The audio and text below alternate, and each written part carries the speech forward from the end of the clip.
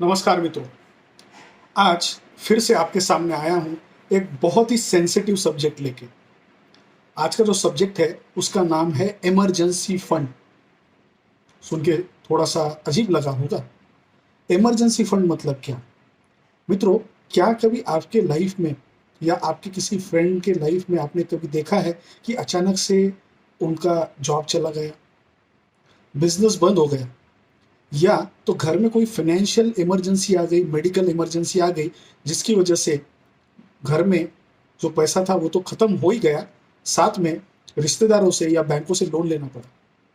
ऐसी सिचुएशन आपके आयुष्य में ना आए, लेकिन ऐसी सिचुएशन मित्रों हम सबके लाइफ में कभी ना कभी एक बार तो भी आती है। इसीलिए फाइनेंस में ऐसा बोला जाता है कि आपके पास एक इमरजेंसी फंड होना चाहिए। इमरजेंसी फंड मतलब क्या? इमरजेंसी फंड मतलब ये ऐसा फंड होना चाहिए जो आपका महीने का खर्चा है, ऐसे आप 6 महीने कम से कम इतनी रकम आपके पास अलग से होनी चाहिए। इसका मतलब ये कि अगर आपका महीने का खर्चा 50,000 रुपया है तो 3 लाख रुपया आपका इमरजेंसी फंड होना चाहिए। इसके इसको आप कहाँ रखेंगे ये बात अलग है, लेकिन ये धीरे धीरे करके आपको अपने सेविंग्स में से सेव करके क्रिएट आपको करनी चाहिए। जिसका महीने का खर्चा कम, उसका इमरजेंसी फंड उस हिसाब से होगा।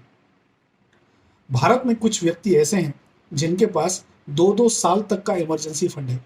इसका मतलब वो हमें एप्लीकेबल है क्या? शायद नहीं। आप 6 महीने कम से कम इमरजेंसी फंड बना के रखिए।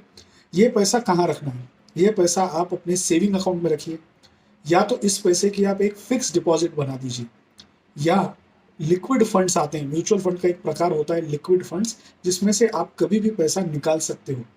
तो मित्रों, इमरजेंसी फंड बनाना भूलना मत। इमरजेंसी कभी भी आ सकती है। धन्यवाद।